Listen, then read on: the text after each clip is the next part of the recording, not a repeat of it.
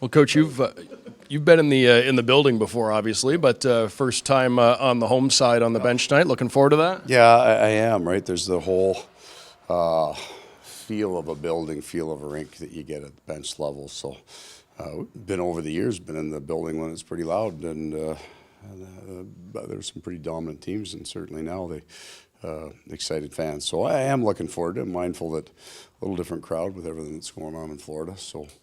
Will be certainly understandable if people are staying safe and taking care of their loved ones, but I'm looking forward to it.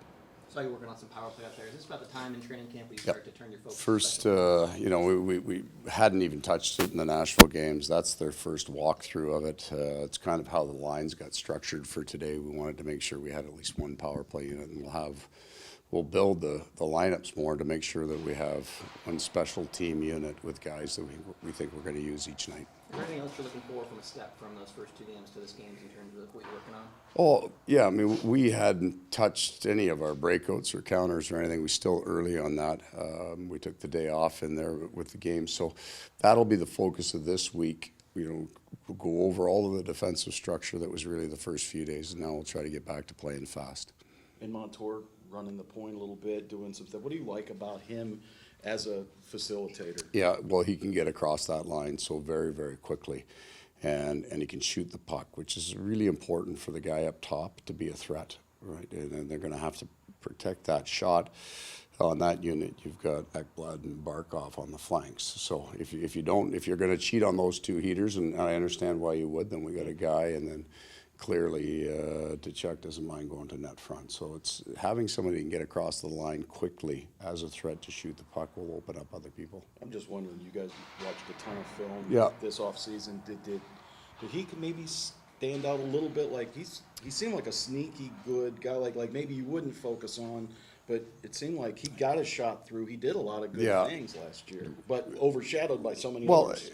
And understandable, and it has to do, a lot of this has to do with the hands on the power play. To have Barkov and you bring in Tkachuk as a lefty to work it off that side of the ice, you need a righty up top, and Ekblad did a really good job, but they had actually worked their power play from the other side of the ice, right? Reinhardt on the goal line. So just by the way the hands that we have here, where we think we can put our people in the best position, I want a righty up top.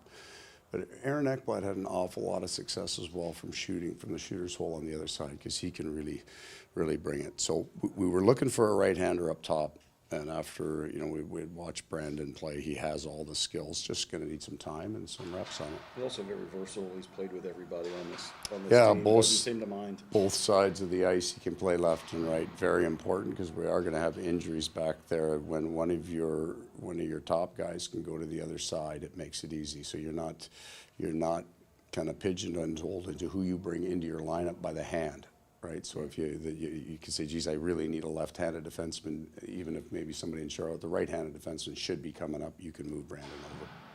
You've had Brendan Moore as a player, 2 stints in Carolina. What does he bring as a coach? I had him as a coach. I hired him to be an assistant coach. And that was a real eye-opener for me, because you can know somebody as a player, and I'm going through that exact thing with Tuomo Ruutu right now. You know a guy as a player, but you get a far greater insight into how they've used the game. I think the most important thing with Roddy, I mean, very, very bright man. He absolutely loves the game, right? He was at the rink all the time. So he comes in a fired up mood, and he can relate to players in so many ways, because he's played the game and recently played the game.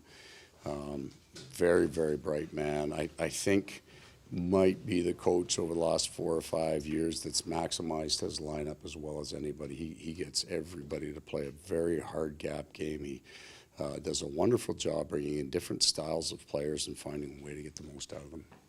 Thank you. Okay.